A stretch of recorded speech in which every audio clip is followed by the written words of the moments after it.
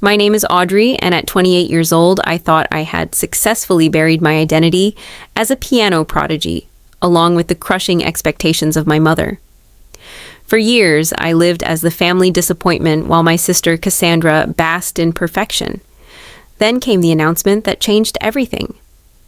During Cassandra's wedding planning, my mother smiled that familiar cold smile and said, "Audrey will provide some background music during cocktail hour. Not a request, a statement."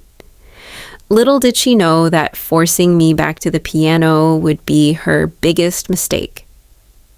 Before I dive into this story, let me know where you're watching from in the comments. Hit that like and subscribe button if you've ever been underestimated by someone who should have been your biggest supporter. Trust me, you'll want to see how this unfolds. I first touched piano keys when I was 4 years old. My small fingers somehow knew exactly where to go, as if the instrument had been waiting for me. By 6, I was playing pieces most adults struggled with. My mother, Judith, had been a decent pianist herself in her youth, but marriage and children had cut her aspirations short. When she discovered my talent, her eyes lit up with a fervor that should have warned me. "This one has the gift," she told everyone at church, at school functions, at family gatherings. "Audrey is going to be the concert pianist I always knew we needed in this family." My childhood consisted of 4 hours of practice daily, even on weekends and holidays.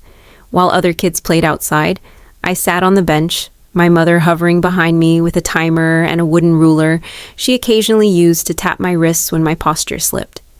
My sister Cassandra was 3 years older and as average at music as she was exceptional at everything else. Cassandra was the golden child, beautiful and sociable with perfect grades and impeccable manners. She played volleyball, became class president, and dated the quarterback. She followed rules and fulfilled expectations. I, on the other hand, only had the piano. "Why can't you be more like your sister?" became the refrain of my youth. Cassandra knows how to present herself. Cassandra doesn't need to be reminded to smile. My father, George, remained largely absent from these dynamics. A corporate attorney who traveled frequently, he seemed relieved to let my mother handle the children. On the rare occasions he witnessed her harsh methods, he would furrow his brow, but ultimately retreat to his study with a muted, "Listen to your mother, Audrey." The pivotal moment came when I was 16. I had qualified for the National Young Pianist Competition, an event my mother had been preparing me for since I was 10. The weeks leading up to it were brutal. 6 hours of practice daily, restricted diet, no social interactions that might distract me. "This is your moment," my mother said. "This is what we've sacrificed everything for." The weight of those words crushed me as I walked onto the stage. Under the bright lights, seeing the judges with their stern faces and my mother in the front row, her expression a mixture of hunger and demand. Something inside me shattered. My fingers trembled above the keys, and when I began Rachmaninoff's Piano Concerto No. 3, I faltered. Notes that had flowed effortlessly in practice now stumbled from my fingers. Halfway through, I stopped completely, staring at my hands as if they belonged to someone else. The silence in that auditorium was deafening. I looked up to see my mother's face, a mask of fury and humiliation. Without finishing, I stood, bowed mechanically, and walked off stage. In the car afterward, my mother didn't speak a single word. When we arrived home, she looked at me and said, "I've wasted 12 years of my life on you." That night, I decided I was done with piano. I would finish high school, go to college for something practical, and never touch those ivory keys again. Music had become synonymous with failure and disappointment, and I succeeded mostly. I went to State University, majored in accounting, and secured a respectable job at a firm in the city. I lived 30 minutes from my parents, but visited infrequently. When I did, my mother rarely acknowledged my career achievements, instead making pointed references to wasted potential and throwing away natural gifts. Cassandra, meanwhile, had continued her trajectory of perfection. After graduating from an Ivy League school, she'd landed a job at a prestigious marketing firm where she met Richard, the son of the company's founder. Richard came from old money had connections throughout high society, and had proposed with a diamond that required its own zip code. My mother nearly burst with pride. "Can you imagine?" she told everyone who would listen. "Cassandra will be a Hamilton. She'll live in that beautiful neighborhood on Westbrook Hill." The engagement sent my mother into a frenzy of planning. The wedding would be the social event of the season, with over 300 guests, including judges, politicians, and even a minor European royal my mother had somehow discovered was distantly connected to Richard's family. I watched from the periphery as wedding discussions dominated every family dinner. My achievements remained invisible while Cassandra's wedding took center stage. "Will you be bringing anyone to the wedding?" my mother asked during one such dinner, her tone suggesting she already knew the answer. "No," I replied, stabbing at my salad. My last relationship had ended 6 months prior, another casualty of my inability to open up emotionally. "Well, at least we won't have to pay for an extra plate," she said with a tight smile. "Those seafood towers Richard's mother insisted on are costing a fortune." Throughout it all, Cassandra floated above the drama, delegating most decisions to our mother while she focused on her career. Sometimes I caught her watching me with an unreadable expression, but we had grown so distant over the years that meaningful conversation seemed impossible. What nobody in my family knew was that in my apartment, hidden in my spare bedroom closet under a pile of winter coats, sat a digital piano with headphones. On particularly bad days when the pressure of living up to imaginary expectations became too much, I would play in secret.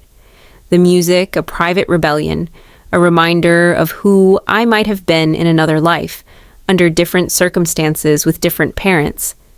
But I never played for anyone. The music was mine alone, a secret identity I kept hidden from the world, especially from my mother, who had made it clear that if I wasn't going to be exceptional, I shouldn't bother at all. 3 months before the wedding, my mother organized a formal family dinner to finalize key details.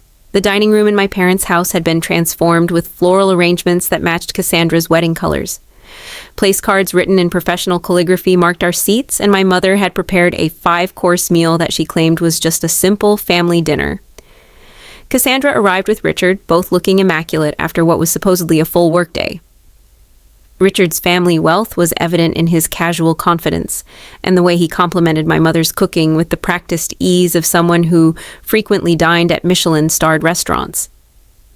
"We've secured the string quartet from the symphony," my mother announced over dessert, consulting her wedding planning binder. "They'll play during the ceremony and the first hour of the reception." "Sounds lovely," Richard's mother, Patricia, commented. She had joined us for this dinner, a sleek woman in her 60s with perfectly styled silver hair and jewelry that whispered rather than shouted about its value. "And for the cocktail hour," my mother continued, turning her gaze to me with a smile that didn't reach her eyes, "Audrey will provide piano music." The bite of chocolate cake in my mouth turned to ash. I swallowed hard, certain I had misheard. "Excuse me," I managed. "You'll play the piano during cocktail hour," my mother repeated, as if stating something we had previously agreed upon. "It will add a personal touch, and it saves us the cost of additional musicians." Everyone at the table was looking at me. Richard seemed politely interested. Patricia curious, my father suddenly very focused on his dessert, and Cassandra surprisingly uncomfortable. "Mom, I haven't performed in over 10 years, I said carefully. "I don't think that's a good idea." "Nonsense." My mother waved her hand dismissively. "It's like riding a bicycle. Besides, it's just background music while people mingle and have drinks. Nothing complicated." "Background music," I repeated, the words stinging more than they should have. "I didn't know you played piano," Richard said, turning to me with genuine interest. Before I could respond, my mother jumped in. Audrey was quite good as a child. She had potential past tense. The dismissal was so casual, so complete. I actually can't," I said, finding my voice. "I'm sorry, but I haven't practiced in years. I would embarrass everyone." My mother's expression hardened. After everything we've invested in your lessons, years of driving you to competitions, thousands of dollars in tuition to that piano professor, you can't manage to play a few simple pieces for your sister's wedding. It's the least you could contribute." The table fell silent. Patricia looked down at her plate, clearly uncomfortable witnessing family tension. Richard cleared his throat and reached for his water glass. "Judith," my father finally spoke up, "if Audrey doesn't want to play, we shouldn't force her." "It's fine," Cassandra interjected, surprising me. "We can hire someone else." But my mother wasn't backing down. "No, it's not fine. Everyone in this family is contributing to make this wedding special. I'm handling all the planning. Your father is paying a small fortune, and all I'm asking of Audrey is 1 hour of piano playing." 1 hour. She turned to me, her voice softening into something more dangerous than her anger. "Unless, of course, you can't even do that much for your sister. I understand if you're still too traumatized by your failure at that competition to help your own family." And there it was, the perfect manipulation. My greatest shame leveraged against me, wrapped in concern, presented as a family obligation. To refuse now would confirm everything she believed about me, that I was selfish, incapable, a disappointment. I looked at Cassandra, hoping for some sisterly support, but she was examining her engagement ring, her expression closed off. My father had retreated entirely, studying his coffee cup as if it contained ancient mysteries. "Fine," I said finally. "I'll play for the cocktail hour." My mother's smile was triumphant. "Wonderful. I'll have a list of appropriate pieces for you to prepare. Nothing too showy, of course. Just pleasant background music." "Yes," I agreed, my voice hollow. Just background music. As the conversation moved on to floral arrangements and seating charts, I sat in silence, feeling 16 years old again, a puppet with my mother pulling the strings. After dinner, as I was preparing to leave, Cassandra caught me in the hallway. "You don't have to do this," she said quietly. I looked at her, surprised by the first genuine moment between us in years. "Yes, I do. You know how she is." Cassandra glanced toward the dining room where our mother was chatting with Patricia. "I know. I'm sorry she put you on the spot like that. It's your wedding." I shrugged. "Apparently, everyone has to contribute. For what it's worth," she hesitated. "I remember how amazing you were. You could play circles around that string quartet she's hired." Before I could respond, our mother called for Cassandra, and the moment passed. I drove home that night with my hands gripping the steering wheel so tightly my knuckles turned white, rage and humiliation battling inside me. The next morning, an email from my mother arrived with an attached document titled "Appropriate Wedding Selections." It contained a list of bland, inoffensive pieces, the kind played in department store elevators. At the bottom, she had written, "Remember, this is Cassandra's day. Please keep the music tasteful and unobtrusive." Unobtrusive background music. That's all I was to her now, a utilitarian addition to her perfect wedding tableau. Not even worth featuring, just there to fill sonic space until the real celebration began. For days afterward, I cycled through emotions from anger to resignation. I considered backing out, claiming illness or a work emergency, but the thought of the satisfaction my mother would take in my failure to follow through stopped me. Once again, I was trapped in her expectations. Even when those expectations were for me to be mediocre, the digital piano in my closet came out of hiding the weekend after the dinner. I set it up in my living room, a space it had never occupied before, and stared at it like it was both an old friend and a dangerous adversary. The black and white keys seemed to watch me expectantly. When I finally sat down and placed my fingers on the keys, something unexpected happened.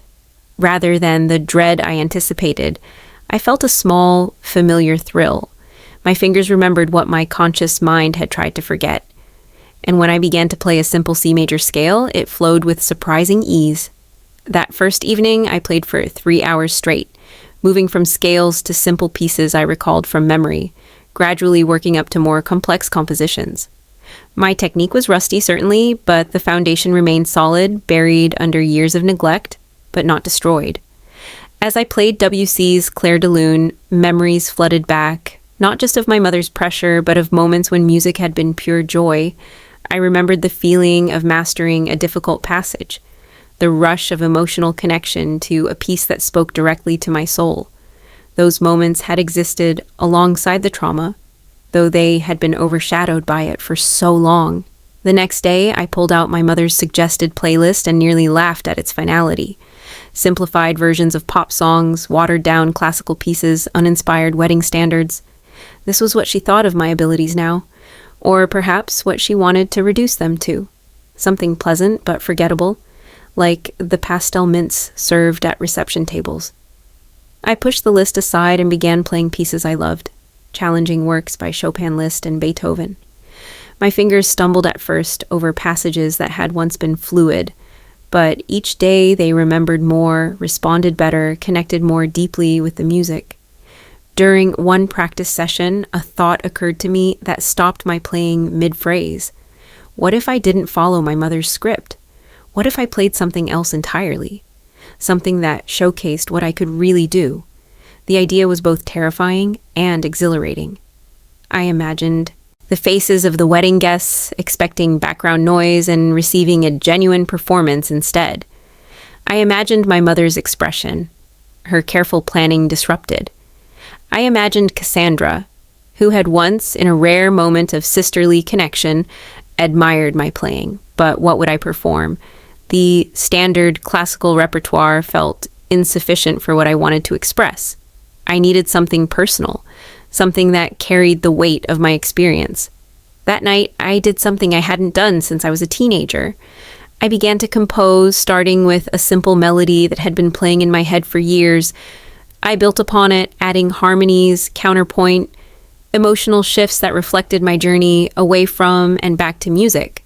The composition took shape over the following weeks. I would come home from my accounting job and sit at the piano until midnight, working through passages, refining transitions, building toward an emotional climax that felt both cathartic and revelatory. During this time, I received several texts from my mother asking about my preparation for the wedding. I responded with vague assurances, never mentioning my departure from her approved playlist. She seemed satisfied with my compliance, which only strengthened my resolve to surprise her. 2 weeks before the wedding, I called my old friend Emma, the only person from my youth who had understood my complicated relationship with music and my mother. "I can't believe you're playing at Cassandra's wedding," Emma said when I told her. "Your mother has some nerve." "I know," I sighed, "but I'm thinking of turning the tables a bit." I explained my plan to perform my original composition rather than the bland selections my mother had chosen. "That's either the bravest or craziest thing I've ever heard," Emma laughed. "But I think you should do it. This isn't just about getting back at your mother, Audrey. It's about reclaiming something that was taken from you." "What if I mess up?" The old fear surfaced. "What if I freeze like I did at that competition?" "You're not 16 anymore," Emma said gently. "You're not playing for judges or for your mother's approval. You're playing for yourself, to tell your story. That makes all the difference." After hanging up, I returned to the piano with renewed purpose. This performance wouldn't be about perfection or meeting external standards.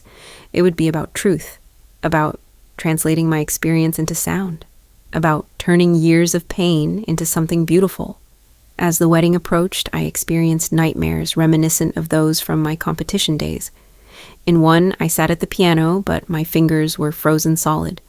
In another, the keys melted away as I tried to play. I would wake up breathless, doubting my decision. Yet each morning, I returned to practice with determination. The piece evolved as I worked, becoming more nuanced, more honest. It began with hesitant, simple notes that evoked childhood, moved through turbulent passages representing conflict and pressure, then dissolved into broken, discordant sections, reflecting my breakdown and abandonment of music. But it didn't end there. It rebuilt from those fragments into something new, something that integrated the classical training of my youth with emotional maturity and self-acceptance. 3 days before the wedding, I performed the complete piece for the first time in my apartment, playing it from start to finish without stopping. When the final notes faded, I realized my face was wet with tears. The composition had become more than an act of rebellion. It was a conversation with my past self, an acknowledgement of both the damage done and the strength found. That night, I received a final email from my mother with logistical details about the wedding. "The cocktail hour will be from 5 to 6 going," she wrote. "The piano will be set up in the east corner of the terrace. Please dress appropriately and remember to be punctual. The real entertainment begins at 6:30 with dinner and dancing. The real entertainment."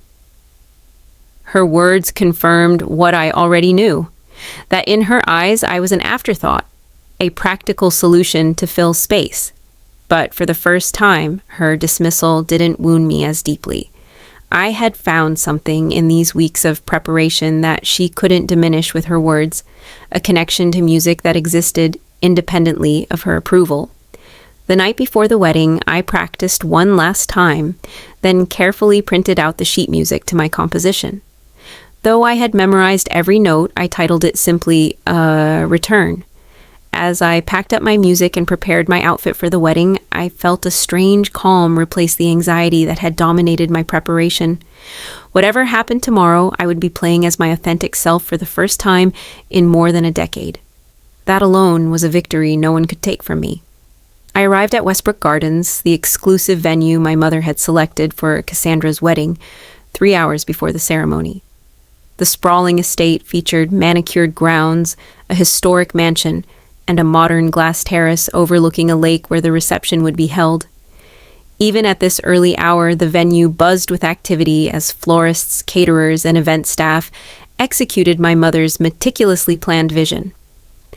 Following the instructions I'd received, I made my way to the bridal suite to check in before setting up at the piano. Outside the door, I paused, taking a deep breath before knocking. My mother answered, already dressed in her mother-of-the-bride outfit, a champagne-colored dress that had probably cost more than my monthly rent. Her hair and makeup were impeccable, as though she, not Cassandra, was the day's main attraction. "Finally," she said, by way of greeting. "You were supposed to be here 20 minutes ago." "The email said 9:30, I replied, checking my watch. "It's 9:25. She waved away my response. "Never mind that. Now, you need to see where you'll be playing and make sure everything is set up correctly. The wedding planner has been absolutely useless about the musical arrangements." Inside the suite, Cassandra sat in front of a mirror while a stylist worked on her hair. Our eyes met in the reflection, and she gave me a small smile. "Hey," she said. "You made it."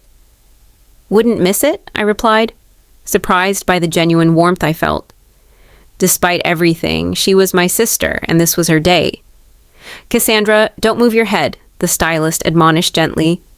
"These curls are delicate." "Sorry," my sister murmured, returning her gaze to her own reflection. My mother grabbed her wedding planner binder. "Come along, Audrey. Let me show you where you'll be playing." She led me through the venue to the glass terrace where the cocktail hour would take place. The space was stunning, with floor-to-ceiling windows offering panoramic views of the lake and gardens. Staff were arranging high-top tables and setting up the bar stations. There, my mother pointed to a far corner, partially hidden behind a large floral arrangement. "That's where they've put the piano." I stared at the baby grand, tucked away like an afterthought. It was a beautiful instrument, certainly, but its placement made it clear that the music was not meant to be a focal point. "Is there any way to move it?" I asked. "It's pretty hidden back there." My mother frowned. "It's perfect where it is. The music should enhance the atmosphere, not dominate it. You're providing ambiance, Audrey, not giving a concert." As she spoke, a staff member approached us. "Mrs. Davis, the florist, has a question about the ceremony arch." "I'll be right there," my mother said before turning back to me.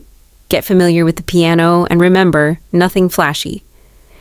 As she walked away, I approached the instrument and lifted the lid. Despite its relegation to the corner, it was a Steinway, well-maintained and perfectly tuned. I ran my fingers lightly over the keys, testing their action. It responded beautifully with a warm, rich tone that my digital piano at home couldn't match. I took out my sheet music and placed it on the stand, then sat down to play a few measures of my composition. The acoustics in the glass terrace were surprisingly good, the sound traveling clearly despite the space's size. As I played, a woman in an elegant navy dress approached, listening with evident appreciation. "That's lovely," she said when I paused, "not the usual wedding fare." "Thank you," I replied, closing the piano lid. "Just warming up." "Are you the bride's friend?" "Sister, actually." Her eyebrows rose slightly. "How wonderful that you're sharing your talent on her special day. Are you a professional pianist?" "No," I said, the familiar twinge of what might have been passing through me. "I work in accounting. What a shame," she commented. "You play beautifully." Before I could respond, I heard my mother's voice. "Patricia, there you are." I realized with a start that the woman was Richard's mother, whom I had met briefly at the dinner weeks ago. Judith, Patricia, nodded coolly. "Everything looks beautiful." "Thank you." My mother pined. We wanted nothing but the best for Cassandra and Richard. She glanced at me. "I see you've met Audrey." "Yes, I was just complimenting her playing. You didn't mention she was so talented." My mother's smile tightened almost imperceptibly. "Audrey had some training as a child. She'll be providing some light music during cocktail hour." "Light music," Patricia repeated, looking at me with new interest. "I see." "Well, I look forward to hearing more later." As she walked away, my mother turned to me. "What were you playing just now?" "It didn't sound like anything from the list I sent you." "Just warming up." I echoed my earlier response. She studied me for a moment, suspicion crossing her features, but another crisis with the table arrangements called her away before she could press further. Left alone, I explored the venue, eventually finding myself near the ceremony space where the string quartet was rehearsing. They were professional musicians from the City Symphony, their playing precise and beautiful. I stood listening until the first violinist noticed me. "You must be the bride's sister," she said during their break. "The pianist, right?" I nodded, surprised to be recognized. "Your mother mentioned you," she explained. "Said you'd be playing some easy pieces during cocktail hour." "Easy pieces." The dismissal stung, even coming secondhand. "That's right," I said, not bothering to correct her. "Well, don't worry about following us. We finish with the recessional, then we're off until dinner. The hour is all yours." I thanked her and continued wandering, eventually finding myself back at the bridal suite. The door was ajar, and I could hear Cassandra's voice sounding uncharacteristically vulnerable. "I just wish Dad had stood up to her more about the guest list," she was saying to someone. "Half these people are her friends, not ours." I hesitated, not wanting to eavesdrop, but curious about this rare crack in my sister's perfect facade. "Sweetheart, you know your mother," came my father's voice. "She sees this wedding as a reflection on her. It's supposed to be about Richard and me," Cassandra sighed. "Sometimes I think she's been planning this day since I was born, and I'm just the mannequin she gets to dress up." The parallel to my own experience with piano was striking. Had Cassandra also been performing to a script our mother had written? The thought that we might share this burden had never occurred to me. I knocked gently on the doorframe. "Can I come in?" Cassandra looked up momentarily flustered. "Audrey, yes, come in." My father stood awkwardly by the window, clearly uncomfortable with the emotional conversation I had interrupted. "I should check on the, parking situation," he mumbled, squeezing my shoulder as he passed. Alone with my sister, I wasn't sure what to say. We had existed in separate orbits for so long, assigned different roles in our family drama. "You look beautiful," offered truthfully. Her dress was elegant and understated, her makeup enhancing rather than masking her features. "Thanks," she smiled. "Are you all set up for later?" I nodded. The piano's beautiful, even if it is hidden in the corner. Cassandra rolled her eyes. Mom insisted on that. said people shouldn't be distracted from networking during cocktail hour.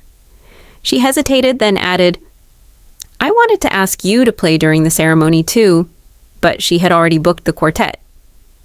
This revelation surprised me. You did? Of course, she said, adjusting her veil. You were always the musical one in the family, and you were always the perfect one. I said the words, escaping before I could stop them. Instead of being offended, Cassandra laughed a short, bitter sound. Perfect. God, Audrey, I've been trying to live up to impossible standards my entire life. Do you know how exhausting that is? The question hung between us, a sudden bridge across years of misunderstanding. I did know perhaps better than anyone. Yes, I said simply. I do.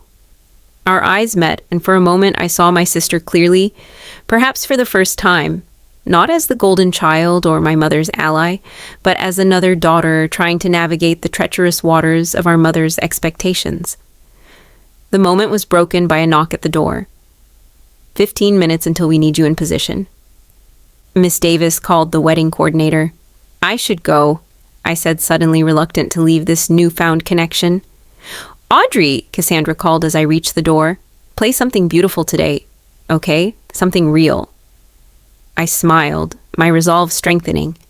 I will. I promise. As I made my way back to the terrace to prepare for my performance, I passed my mother directing staff to rearrange a flower display. There you are, she said, spotting me. The coordinator wants to run through the timing, and I've told the sound technician to keep your microphone at a lower level, so don't worry about being too loud. A lower level? Another way to ensure I remained in the background, unobtrusive, forgettable. Thanks, I said, my voice steady despite the anger simmering beneath. Guests would begin arriving soon. In less than 2 hours, I would be sitting at that piano facing a choice.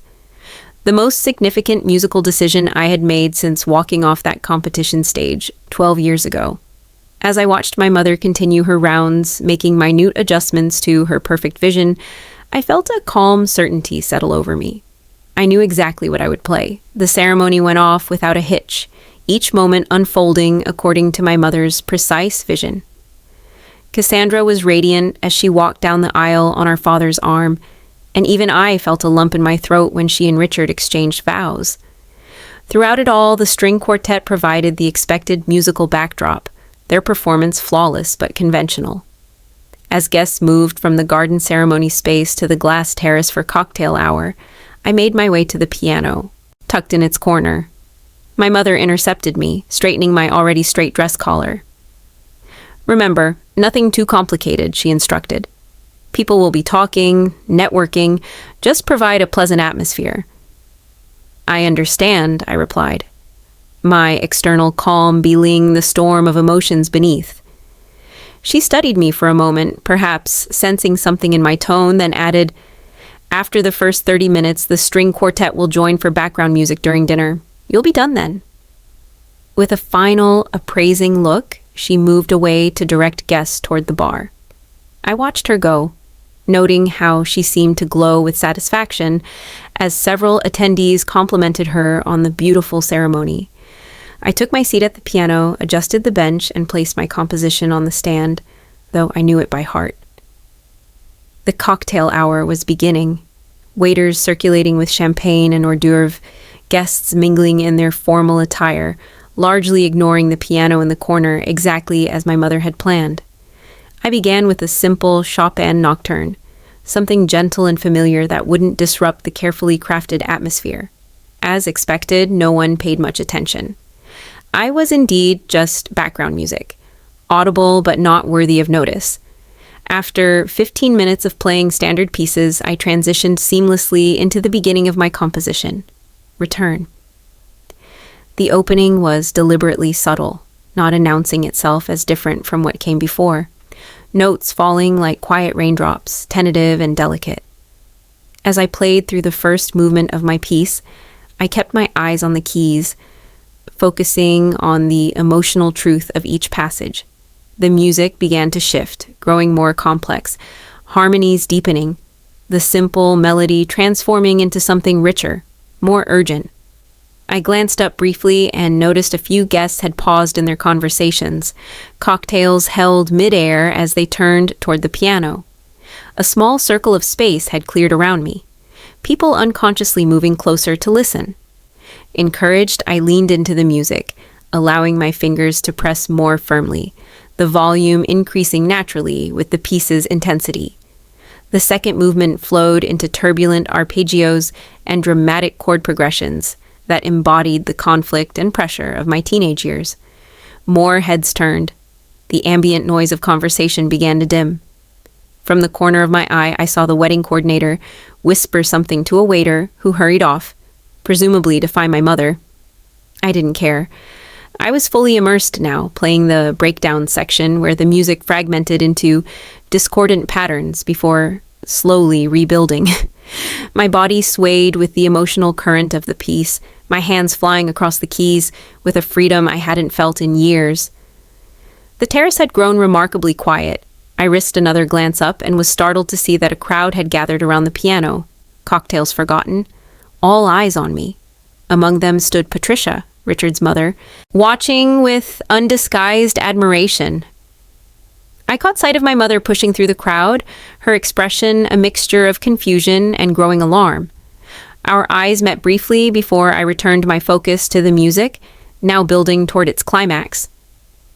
This was the heart of the composition, where pain transformed into strength, where brokenness reassembled into something new and authentic. My fingers danced across the keys, drawing sounds from the Steinway that filled the glass terrace, resonating off the windows, surrounding the guests in waves of emotion. I was vaguely aware of tears on my cheeks, but made no move to wipe them away. The music spoke what words never could, about loss and rediscovery, about having your passion turned against you and then reclaiming it on your own terms. As I approached the final movement, I saw Cassandra and Richard standing at the edge of the crowd, her hand gripping his arm, her expression open with wonder. Beside them, my father watched with what looked like dawning recognition, as if seeing me clearly for the first time in years. And then there was my mother, her face drained of color, her carefully constructed control visibly slipping as she realized what was happening. Her background music had become the main event, stealing focus from her perfect orchestration of the day. The final section of my composition was a resolution, not a simple return to the beginning, but an evolution of it. The original childlike melody now informed by experience, both painful and transformative. The notes rang out clear and true, no longer asking for approval, but offering a gift to those willing to receive it. When I played the final chord, letting it fade gently into silence, the terrace remained absolutely still for one breathless moment. Then came the applause, starting with a single person and quickly spreading until the space filled with it, thunderous and spontaneous. I stood shakily, overwhelmed by the response.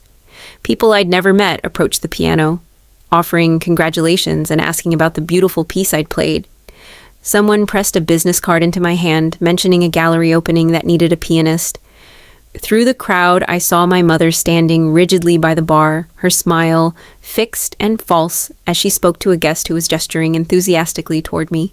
Even from a distance, I could see the tight line of her shoulders, the barely contained fury beneath her social veneer. Cassandra broke through the crowd and embraced me, something she hadn't done in years. "That was incredible," she whispered. "You stole the show." "I'm sorry," I said automatically. "I didn't mean to take attention from your day." She pulled back, laughing. "Are you kidding? That was the most genuine thing that's happened in this entire wedding circus." She squeezed my hands. "What was that piece? I've never heard it before." "I wrote it," I admitted. "It's called Return." Her eyes widened. "You composed that, Audrey. That's amazing." Before I could respond, Richard joined us, bringing his mother along. "That was extraordinary," Patricia said. Her earlier assessment confirmed.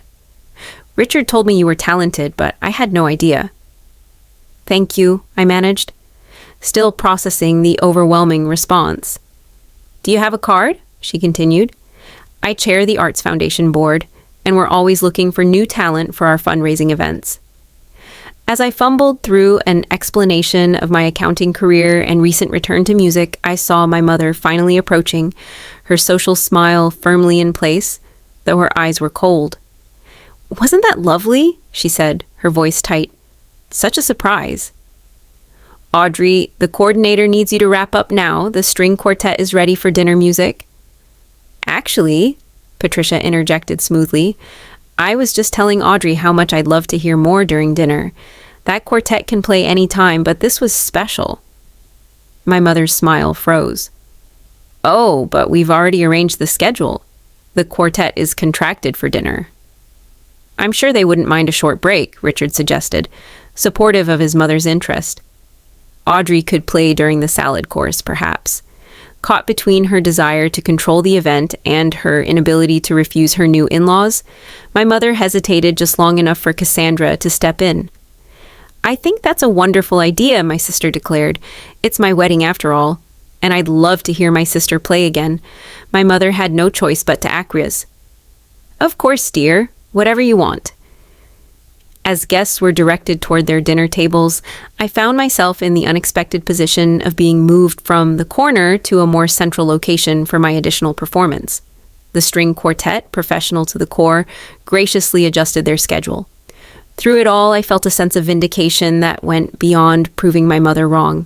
I had reconnected with a part of myself I thought was lost forever, and in doing so had discovered a strength I never knew I possessed.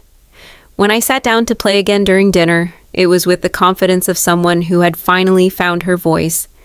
And as my music filled the reception hall, I noticed my mother watching from the side. Her expression a complex mixture of emotions I couldn't fully decipher. But chief among them seemed to be the dawning realization that she could no longer define me by my past failures. For the first time in my adult life, I played not as the daughter who had disappointed, but as Audrey, the pianist who had something genuine to say. The remainder of the reception passed in a blur of congratulations and conversations. After my second performance during dinner, I was no longer invisible, no longer just Cassandra's sister or background entertainment. Guests approached me throughout the evening asking about my music, my training, whether I performed regularly. "You should be on stage," one of Richard's colleagues insisted, pressing his business card into my hand. "My brother runs a music venue downtown. He's always looking for fresh talent."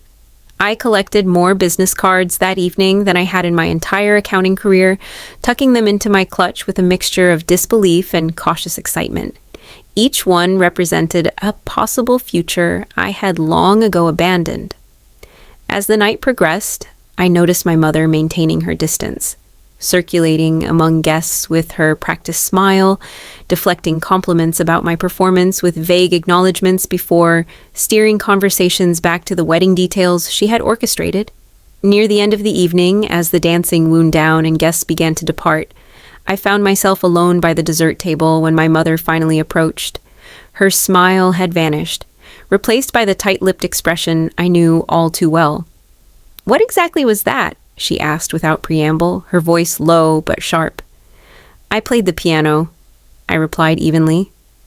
"Isn't that what you wanted?" "You know perfectly well that's not what I meant. You deliberately upstaged your sister at her own wedding." "Did I?" I kept my tone calm. Cassandra seemed to enjoy it. "Of course, she said that. She's too polite to tell you how inappropriate your little performance was." She smoothed an invisible wrinkle from her dress. "I gave you simple instructions, pleasant background music, nothing showy or attention-seeking. Instead, you turned cocktail hour into your personal concert." The familiar pattern was unfolding. My mother rewriting reality to fit her narrative, positioning me as the selfish one, the problem, the disappointment. But something had changed within me during those moments at the piano. I could see the manipulation clearly now, and it no longer had power over me. "Mom," I said quietly, "you put me in that corner to humiliate me. You called me background music and told everyone I would play easy pieces. You wanted to remind me and everyone else of my failure." Her eyes widened slightly, unused to direct confrontation from me. "That's ridiculous. I was giving you an opportunity to contribute." "No." I shook my head. You were putting me in my place the same way you've been doing since I was 16. Is that what this was about? Some delayed teenage rebellion? She glanced around to ensure no one was witnessing our exchange. After everything I sacrificed for your musical education, this is how you repay me by embarrassing me in front of everyone. I didn't play to embarrass you, I said, surprising myself with how steady my voice remained. I played for me because I needed to remember who I am. And who is that exactly? The girl who choked under pressure, who threw away years of training and investment. The words were designed to wound, to return me to that 16-year-old girl frozen on stage, but they couldn't reach me anymore. I'm a pianist who stopped playing to please others and started playing to express myself, I answered. And I'm sorry if that doesn't fit into your perfect vision of this wedding or our family. She stared at me, momentarily speechless, unused to this version of her usually compliant younger daughter. Is everything okay? Cassandra's voice broke the tension as she joined us, still radiant in her wedding dress despite the long day. Everything's fine, our mother recovered quickly. I was just telling Audrey how lovely her playing was. Cassandra looked between us, clearly not believing the lie, but unwilling to challenge it directly. Well, I thought it was incredible. Everyone's been talking about it. That's nice, dear. Our mother patted her arm. But it's your day.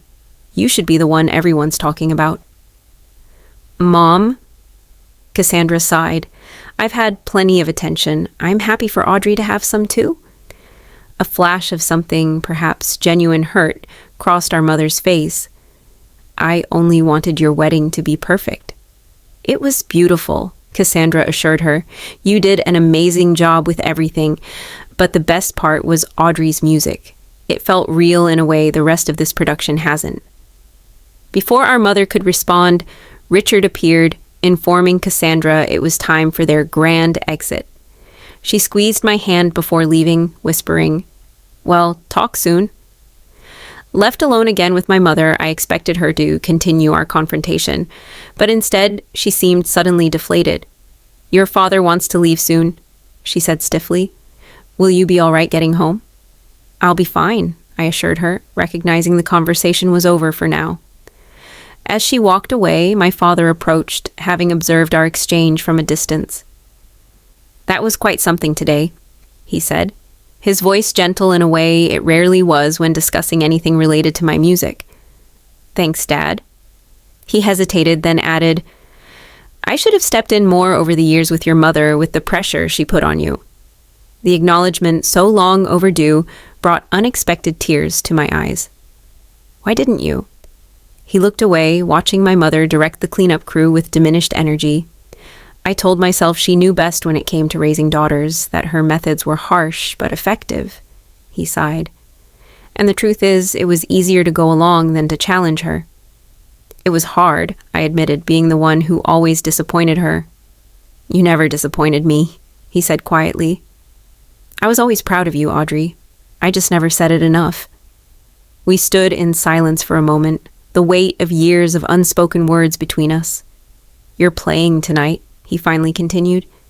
"It reminded me of why you loved music in the first place before all the competitions and pressure. It was alive." "It felt alive," I agreed, for the first time in a long time. "Don't stop again," he said, surprising me with the directness of his request. "Whatever happens with your mother, with your job, don't give it up again." As the evening drew to a close, I found myself sitting alone at the now empty piano, running my fingers lightly over the keys that had helped me. I would reclaim a part of myself I thought was lost forever. The venue staff worked around me, breaking down tables and collecting centerpieces, but allowed me this final moment with the instrument. I played a few quiet notes, already missing the feeling of being fully connected to the music, to myself. Today had changed something fundamental, shifted the ground beneath my feet. I wasn't sure what would come next, what conversations awaited with my mother, what opportunities might arise from the business cards in my purse, but I knew with certainty that music would be part of it. As I finally stood to leave, one of the catering staff approached. My sister was here earlier, she said, shy. She took a video of you playing that made me cry when she showed me. She said, "You wrote it yourself?" I nodded, touched by this unexpected connection. "Well," she continued, "I just wanted to say thank you. It was beautiful."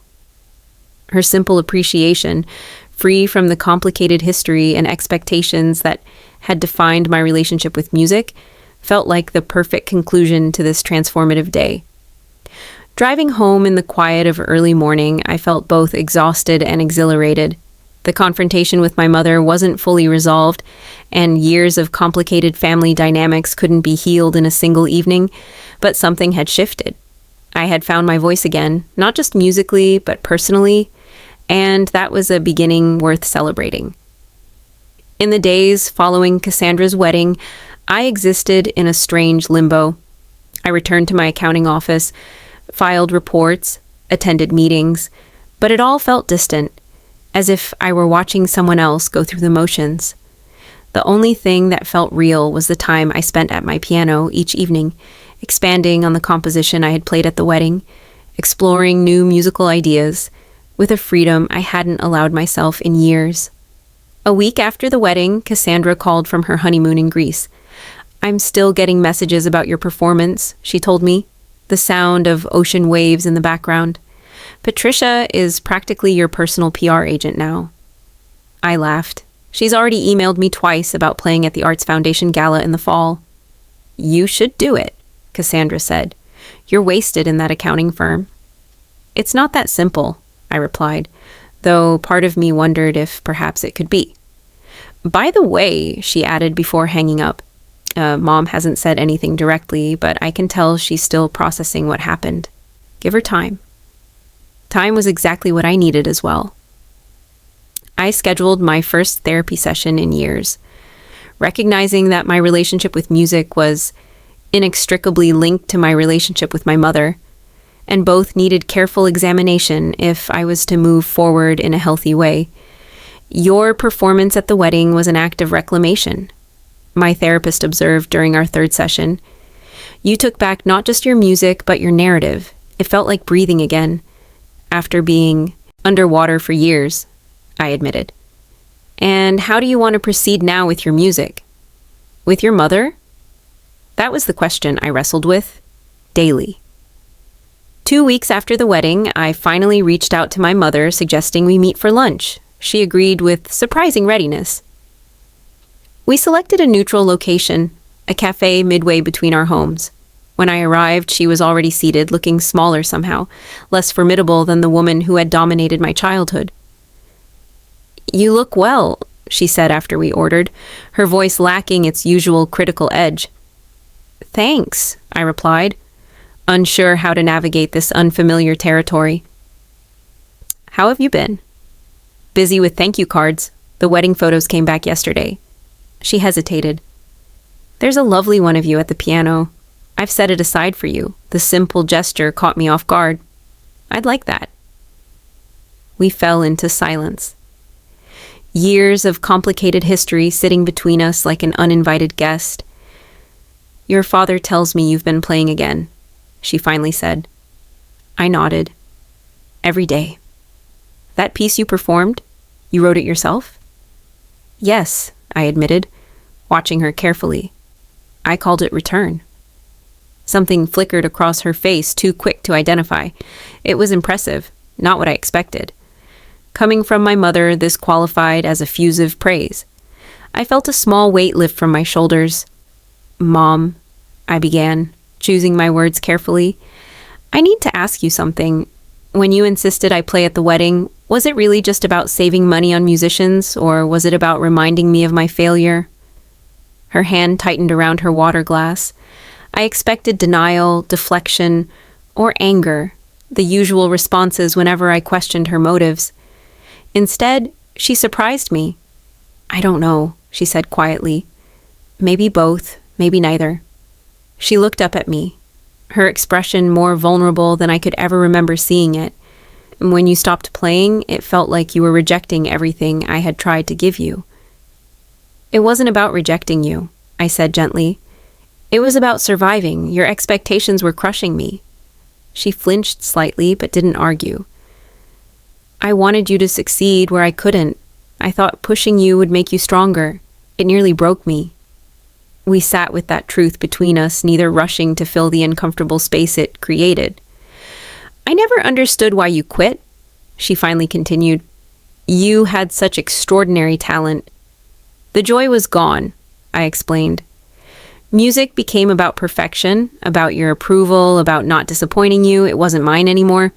She considered this, turning her coffee cup slowly. And now it's mine again, I said simply. I play because I want to, because it helps me express things I can't put into words. Like at the wedding, I nodded. Exactly like that. My mother took a deep breath. I saw Richard's mother yesterday at her book club. She couldn't stop talking about you, about how you should be performing professionally. A hint of her old competitiveness surfaced. She asked if you had an agent. I couldn't help but smile. I'm not looking for an agent, Mom. I'm just rediscovering something I love. Well, she sniffed. Patricia thinks you're wasting your talent at that accounting firm. Surprisingly, I found myself laughing. For once, we might all agree on something. The lunch ended without dramatic reconciliation or complete resolution, but it was a beginning. We had spoken more honestly than we had in years, acknowledging hurts without inflicting new ones. It was progress, the first tentative steps toward a different kind of relationship. Over the following months, I continued my therapy, gradually untangling the complex web of expectations, perfectionism, and self-doubt that had defined my relationship with music. I accepted Patricia's invitation to play at the Arts Foundation Gala, my first public performance since the wedding. My mother attended, sitting stiffly in the audience, but applauding sincerely when I finished. I started teaching piano to adults in the evenings, finding unexpected fulfillment in helping others connect with music without the pressure of perfection. Some of my students were beginners, others returning to the instrument after years away, all of them approaching the piano with a mixture of trepidation and hope that felt deeply familiar. 6 months after the wedding, I took the leap I had been contemplating since that transformative day, resigning from my accounting position to pursue music full-time. It wasn't an easy decision, trading security for passion, but it felt right in a way few decisions in my life had. Cassandra supported me wholeheartedly, even offering financial assistance that I politely declined. Our relationship had transformed, too. The old rivalry giving way to a genuine appreciation of each other's strengths and struggles. You know, she told me during a rare sisters-only dinner, watching you play at my wedding made me realize something. I've spent my whole life doing what was expected, checking boxes, being perfect, but I've never had anything that was truly mine. Something I loved the way you love music. It's never too late to find it. I encouraged her. My father, true to his word at the wedding, became my unexpected champion. Attending every performance, sitting in the front row with an expression of undisguised pride. I always knew you'd find your way back to it, he told me after a particularly successful concert. My mother's journey was more complicated. Old habits died hard, and she still occasionally slipped into critical comments or attempted to direct my musical choices. But there were moments of genuine connection, too, like when she unearthed my childhood music books from the attic or reluctantly shared stories of her own brief career as a pianist. I was never as good as you, she admitted one evening, after hearing me practice a particularly challenging piece. Not even close. The admission, so simple yet so profound, helped me understand her better than years of conflict had. Her perfectionism, her pushing, her living vicariously through my achievements, all stemmed from her own sense of inadequacy, her own unfulfilled dreams. Understanding didn't erase the damage done, but it made forgiveness possible. A forgiveness that was as much for me as for her.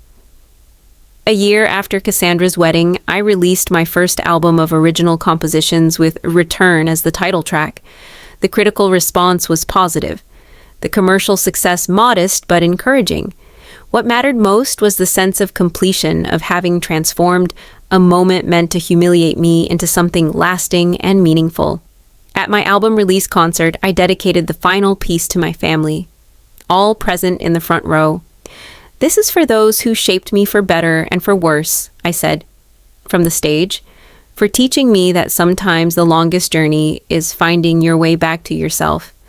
As my fingers touched the keys, I felt none of the anxiety that had once paralyzed me, only the pure connection between artist and instrument, between emotion and expression.